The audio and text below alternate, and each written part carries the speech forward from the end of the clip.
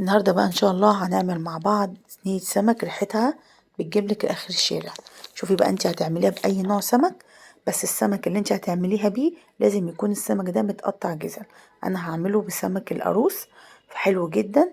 شوفي انت بقى هتعمليه بأنه نوع سمك.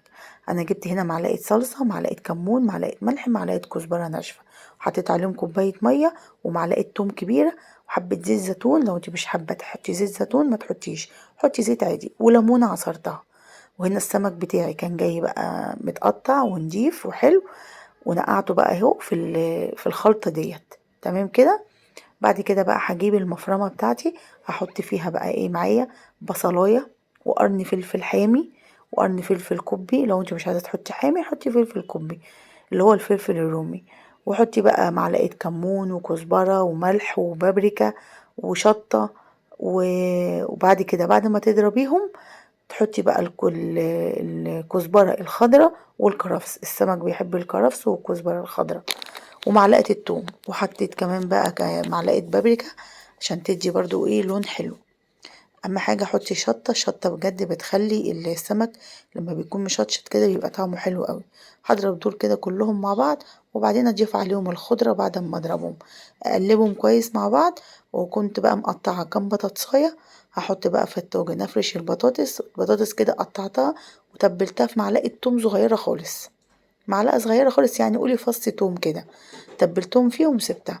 هفرش بقى البطاطس في الطاجن واحط فوقيهم الخلطة دي، وبعد كده بقى احشي السمك بتاعي.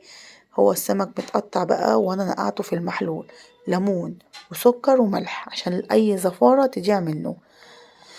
هحشي بقى السمك بتاعي كمان من الخلطة دي، وبعد كده بقى التشريبة اللي انا نقع فيها السمك هشرب بيها بقى صينية البطاطس بالسمك دي، واحطها بقى فوق على النار. مش هدخل حتى الفرن، عايزة تغطيها بفويل وتدخليها الفرن هتاخد 45 دقيقة بالظبط في الفرن، يعني ساعة الا ربع.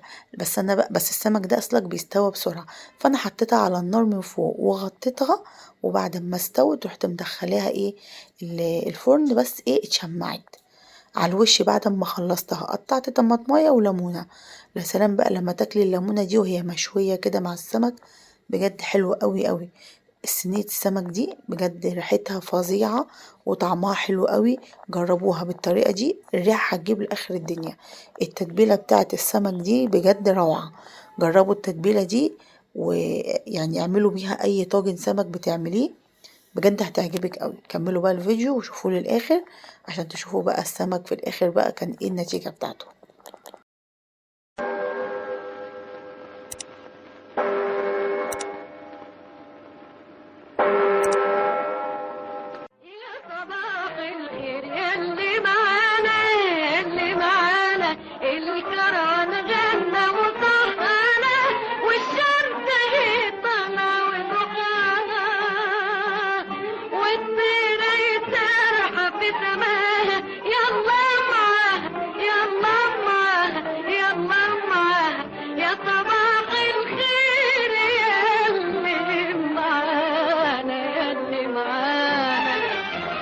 حلو سطح يا حلو طل، يا حلو سطح نهارنا فل، يا حلو سطح يا حلو طل، يا حلو سطح نهارنا فل.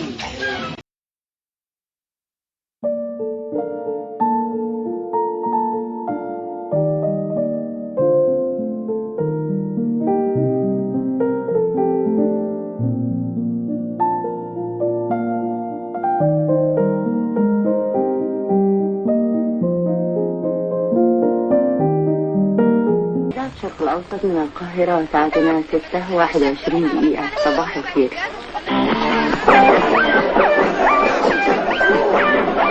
إذاعة جمهورية مصر العربية من صباحك وعدي بتفتح مزهر. إذاعة جمهورية مصر العربية من القاهرة.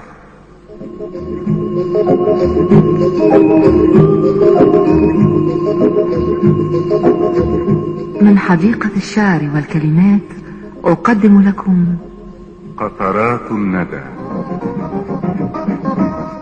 لمحة شاعرة نقدمها لكم كل صباح.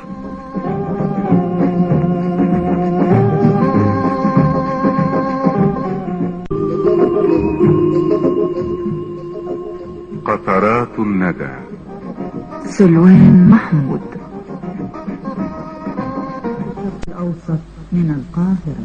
يا ربي الملك يا ربي الملك والأمر لما أعدلك يا رب يا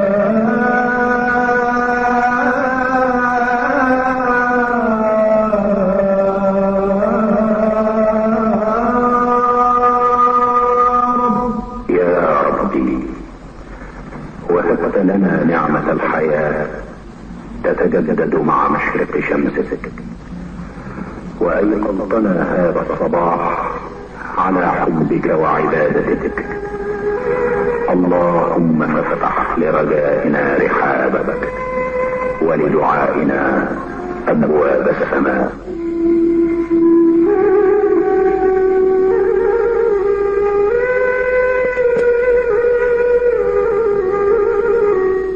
عزيز